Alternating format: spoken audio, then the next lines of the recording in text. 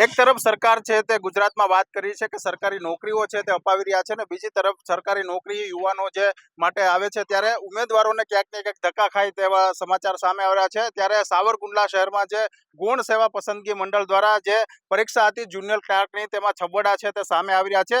અત્યારે જે સાવરકુંડલા શહેરમાં એક જુનિયર ક્લાર્કનું એક પેપર પૂરું થયું છે ત્યારે એક આક્ષેપો થઈ રહ્યા છે કે જે પેપર પારદર્શિતા સાથે લેવાનું હોય છે ત્યારે તેમાં બારકોડ સ્ટીકર નહોતા, તેમની અંદર વ્હાઇટનરોથી જે છે તે ભૂસવામાં આવ્યું છે અને તેમની અંદર અલગ અલગ છબરડાના આક્ષેપ થઈ રહ્યા છે। મારી સાથે એના સ્થાનિક એક વ્યક્તિ છે, તમને પૂછે શું આખી હકીકત છે અને કઈ રીતનું આખો આક્ષેપ છે, પેપરમાં ક્યાંક છબરડા જોવા મળ્યા, શું વાત કરશો? હા, મારું નામ છે જગદીશભાઈ ઠાકોર। હું અહીંયા આજે મહિલા કેળવણી ટ્રસ્ટની અંદર આવ્યો છું, આપણે મહિલા કોલેજમાં।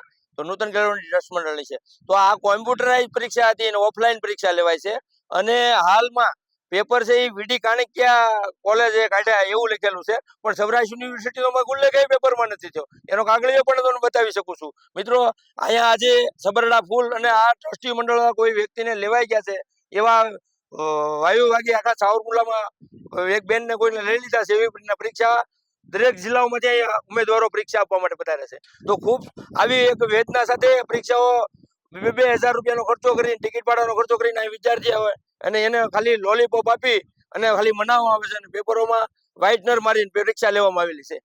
તો આક્ષેપ એ થઈ રહ્યા છે કે વ્હાઇટનરમાં જે મારી દેવામાં છે બારકોડ સ્ટીકર નહોતા। ત્યારે આપણે એક પરીક્ષાર્થી છે ને વાલી પણ આપણી સાથે છે, શું કહેશો, તમારા કોણે પરીક્ષા આપી હતી ને શું આખી માહિતી છે ને કઈ રીતના આક્ષેપ છે? મારા પુત્રએ પરીક્ષા આપી હતી। એ વીડી કાણિકિયા કોલેજ જે છે ને ત્યાં પેપર હતું જુનિયર ક્લાર્ક વર્ગ 3નું। એમાં એને 500 રૂપિયા ફી ભરી હતી। એવા ચાર પેપરના 2,000 રૂપિયા ભર્યા છે। આ લોકોએ જે પેપરની અંદર જે બારકોડ સ્ટીકર હોવું જોઈએ એ નહોતું અને એને નામ લખાવ્યા ઉત્તરવહી ઉપર ને અટક અને સીટ નંબર, પછી એની ઉપર વ્હાઇટનર મરાવરાવ્યું। એટલે ગેરરીતિ થઈ છે એ પાકું છે।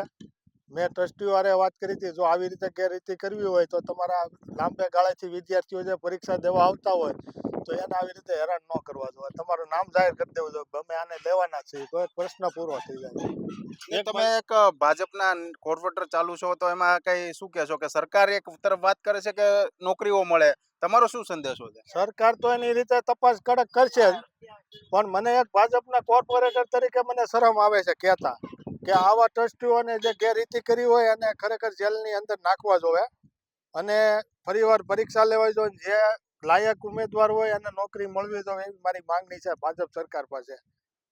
તો આ હતી વાલીની અહીંયા વેરાળ અને ભાજપના કોર્પોરેટર પણ અહીંયા વેરાળ ઠાલવી છે કે પારદર્શિતાથી જે પરીક્ષા લેવાની હોય છે તે મંડળ છે નૂતન કેળવણી મંડળ, તેમના દ્વારા જે અહીંયા પરીક્ષાઓમાં છબડા ક્યાંક ને ક્યાંક જોવા મળે છે।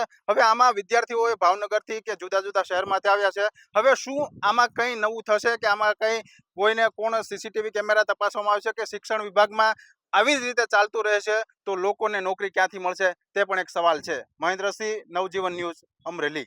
વૈષ્ણવજન તો તેને કહીએ જે પીડ પરાઈ।